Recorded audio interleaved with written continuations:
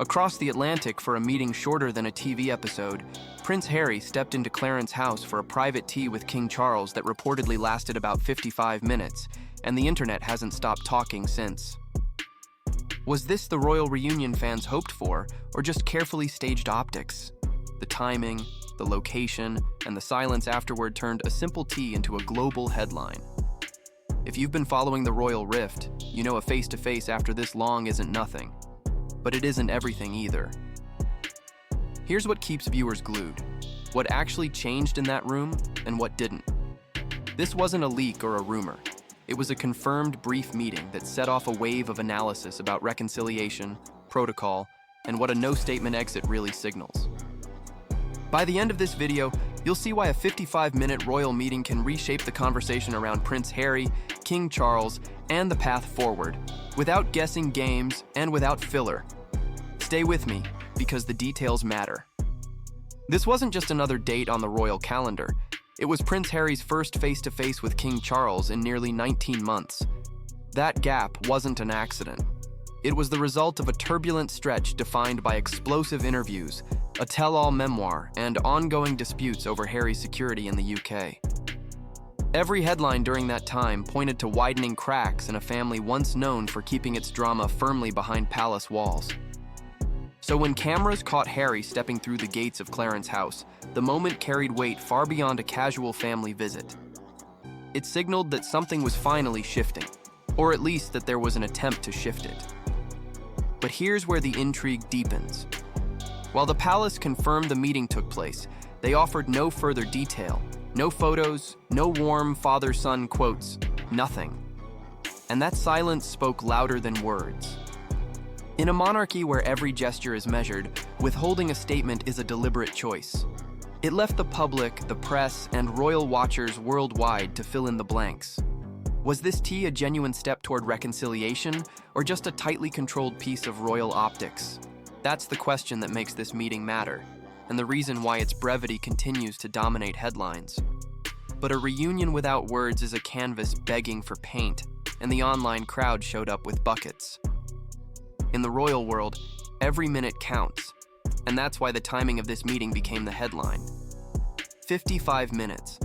Some outlets softened it to just under an hour, while others sharpened it to the exact figure, but either way, the brevity shaped the narrative. Was this a genuine father and son step forward, or just the bare minimum of courtesy extended under immense public pressure? The wording alone showed how differently the same fact could be spun, and it proved that in royal coverage, perception is often as powerful as reality. What truly set this meeting apart, though, was the calculated silence that followed. Beyond confirming the tea happened, neither camp released statements, photos, or even off-the-record sentiment. And that's not an oversight, it's a strategy. In a family that has mastered the art of controlling narrative through restraint, silence becomes a weapon. When the palace says nothing, speculation fills the void. Commentators, tabloids, and social media rushed in to define the moment, each interpretation louder than the last. And that's the brilliance and danger of deliberate quiet.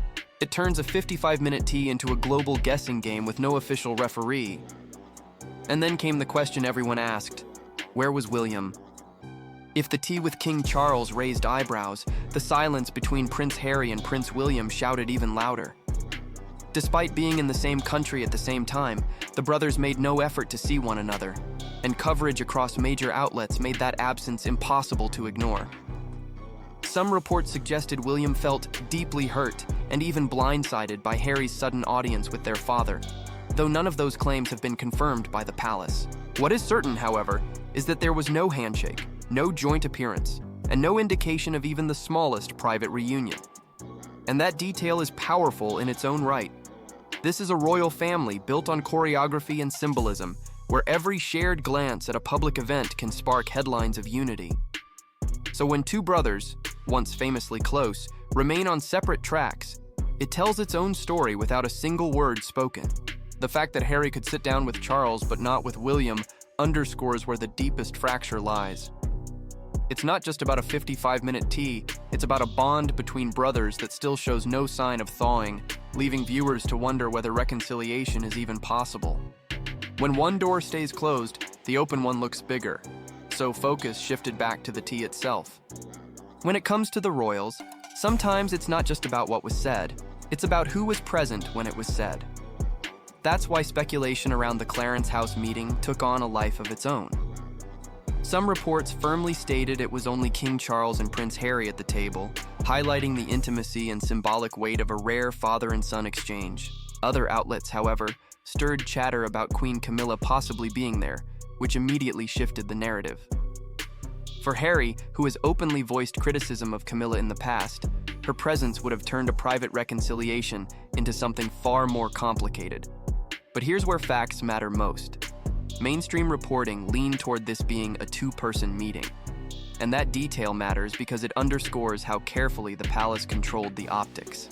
By keeping it just father and son, the tea becomes easier to frame as a tentative step forward rather than another flashpoint in an already tense saga. Still, in royal coverage, conflicting accounts always breed confusion, and that's why restraint is key. Until solid confirmation emerges, it's best to treat the Camilla question as unverified. And that very uncertainty only fuels public fascination, proving once again that in the royal world, the absence of clarity is sometimes the biggest headline of all. Still, even the tightest room can't contain what happens after. What made headlines after Clarence House wasn't a fiery exchange or a dramatic soundbite, it was Harry's restraint. When asked about his father, he didn't lash out or stoke more controversy. Instead, he gave a measured response, saying that his focus over the next year has to be on my dad. It was a subtle but powerful shift in tone from a prince often associated with candid criticism. That short statement signaled something different, an acknowledgement that the path forward, however complicated, has to involve King Charles. It hinted at more visits to the UK and possibly bringing his children into the fold despite the ongoing security challenges that have long been a point of contention. And that's why silence spoke louder than anything else. By keeping his words limited, Harry avoided fueling the fire while still planting a flag for the future. It wasn't reconciliation wrapped in a bow. It was the outline of a first step. In a royal saga dominated by leaks, interviews, and memoirs, this quieter, more disciplined approach landed with unexpected weight. It suggested that Harry knows the stakes. Rebuilding trust will take time, consistency, and less drama. For viewers, it leaves a compelling question hanging. Was this the start of a new chapter of healing, or just another carefully crafted line in an ongoing battle of optics? But a quiet move from Harry doesn't stop louder voices from filling the room. A single cup of tea turned into a media hurricane because of what wasn't said. With no photos, no official statements, and only the 55-minute clock to go on, the press jumped to fill the silence. Headlines painted the meeting as everything from a touching reunion to a cold and calculated brush-off, while social media lit up with jokes about stopwatch diplomacy. Some users mocked the brevity, comparing it to a rushed business lunch, while others insisted it was proof of progress. The lack of clarity meant every outlet and every post could spin its own version of the truth, transforming an unremarkable meeting into a global talking point. But strip away the noise and the reality looks very different. The brevity and silence were the point, a deliberate choice by the monarchy to keep control. Royal institutions thrive on managing risk, and this was a textbook example. A short, private engagement that offered no room for missteps, no chance for leaks, and no official spin that could backfire later. By saying almost nothing, the palace gave the public just enough to speculate but not enough to challenge. It wasn't the dramatic reconciliation some hoped for, but rather a carefully staged test of the waters. A reminder that in the royal playbook, sometimes the strongest move is to let the world argue over what little they're given. And yet, the timing pressure sits somewhere else entirely. In the royal world, nothing is ever just family. It's always institution first. For King Charles, duty comes before emotion, which is why a short, private, no-comment tea was the perfect palace-approved move.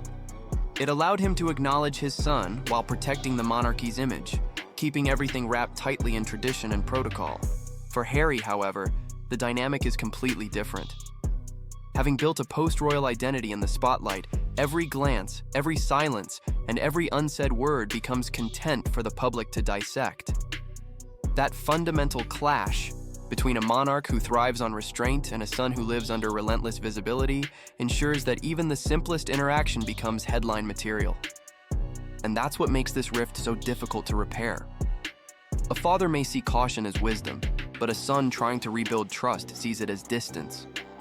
The monarchy's deliberate slowness collides with Harry's hyper-documented reality, creating a cycle that feeds itself. Charles plays the long game in silence, while Harry's every move is magnified in 4K across the world. The truth is, reconciliation won't hinge on one meeting, but on whether these encounters evolve into a consistent pattern of progress. Until then, the tension between protocol and personal emotion will continue to drive the story and keep the world watching to see which side blinks first. Which brings us to the hardest part to fix, and the one audiences obsess over. If there's one undeniable truth in this saga, it's that no reconciliation is complete without Prince William. The strained relationship between the brothers has been described by coverage as marked by deep hurt and ongoing tension, phrases that leave much unsaid yet reveal how fractured things remain. Despite being in the same country during Harry's trip, there was no meeting, no photo, no interaction. A silence louder than any official statement. In a family that understands the power of optics, that absence spoke volumes, reminding the world that this rift isn't about a single tea with their father, but about years of unhealed wounds between siblings once inseparable. And that's what makes William the most critical variable in Harry's path back. A father-son tea may make headlines, but the public knows that until the brothers face one another, progress will always look incomplete. Any chance of repairing the royal image depends on a private, genuine effort to stop the slow leak of trust that has defined them since Harry's departure. But right now, the hallway between them remains dark. No shared words, no gestures, no visible thaw. That ongoing silence guarantees that the story will keep burning in headlines, fueling speculation while leaving the question open. Will the two men ever find a way back to each other, or has that door already closed for good? So what actually changed? When it comes to royal family dynamics, even the smallest shift can feel seismic. And this meeting did mark movement. A father and son finally sat down after nearly 19 months apart. It was cordial enough to finish without scandal, and Harry himself set a new tone by signaling that his focus moving forward has to be on my dad. That alone is a notable change for a prince often defined by outspoken criticism rather than measured restraint. In a story that's been dominated by distance, the very act of contact, however brief, matters. It suggests that the door to communication, once firmly shut, has at least been cracked open. But just as important are the things that didn't move. Prince William remained absent. The palace stayed silent beyond confirming the tea, and the speculation outside far outweighed any progress inside. That lack of visible change reveals the monarchy's methodical pace. First restore contact, then test the rhythm, and only later risk something public. Trying to skip ahead risks breaking the fragile ladder of reconciliation. For now, the story remains split. Small steps forward overshadowed by glaring gaps. And until the wider family fracture begins to heal, one tea, no matter how symbolic, won't be enough to cool the headlines. But there's a reason a brief tea still dominates headlines. In the world of royalty, optics are everything, and that's why a 55-minute meeting resonates far beyond its length. On the surface, it seems small, barely enough time for tea and polite conversation. But in a family fractured by nearly 2 years of silence, even a brief sit-down takes on oversized meaning. The number itself, 55 minutes, became the headline because it was the only concrete detail released. That scarcity of information forces people to interpret, debate, and speculate, turning a modest private tea into a global talking point. For some, it looks like the prologue to healing. For others, just another reminder of how carefully managed and distant the relationship has become. And that's exactly why this short meeting casts such a long shadow. Ambiguity is a powerful tool, and the palace knows it. By confirming the tea but offering no details, they keep control of the narrative while letting the public imagination do the work. Harry, meanwhile, is playing by a different set of rules. His life unfolds under constant scrutiny, where silence is dissected as much as words. Both sides are navigating the same clock, but for different purposes. The monarchy uses time to project patience and tradition, while Harry races against it to reshape his public image. In that tension lies the reason this 55-minute exchange will be remembered as more than just tea. It's a symbol of how much and how little can change in less than an hour. And yet, even ambiguity has direction. In the royal arena, progress isn't measured in sweeping declarations. It's measured in subtle signals. If Harry continues meeting his father privately without leaks, that's a quiet but powerful sign that trust is slowly being rebuilt. If at some point their paths cross with Prince William's diary, that would mark a genuine breakthrough, one that could shift the narrative of the entire royal rift. And if public statements remain minimal, that silence might not be avoidance at all, but strategy. The quieter the room, the more space there is for real listening away from the spotlight. Each of these signals will matter more than rumors or speculation. Because in a monarchy built on patience and discipline, consistency speaks louder than headlines. What makes this especially compelling is how visible the trail will be. Over the next year, every appearance, every photograph, and every event Harry attends will be scrutinized for clues. Is he showing up alongside Charles more often? Is he carving out space for his children to spend time in the UK? Does his behavior match the line he gave the press, that his focus is on his dad? These aren't just background details, they're the markers of whether reconciliation is slowly taking shape or stalling out. For viewers and royal watchers alike, the challenge is resisting the urge to overread every move while still recognizing that in this family, nothing is accidental. The signals are coming, but the question is whether they'll add up to a real story of healing. So where does the story land today? A 55-minute tea won't fix 19 months, and it wasn't meant to. It opened a door, checked the temperature, and left just enough space for another step. Headlines will keep trying to crown it a win or a wash, but legacy is built slower than that. If there's a path here, it looks like this. Private first, patient second, public last. Until the brothers face each other, every other victory is partial. But the story doesn't end where the teacups stop. It ends when the people in the room decide to keep meeting, long enough that the length doesn't matter anymore. Thanks so much for watching. Don't forget to hit that subscribe button, turn on notifications, and drop a like if you enjoyed the video.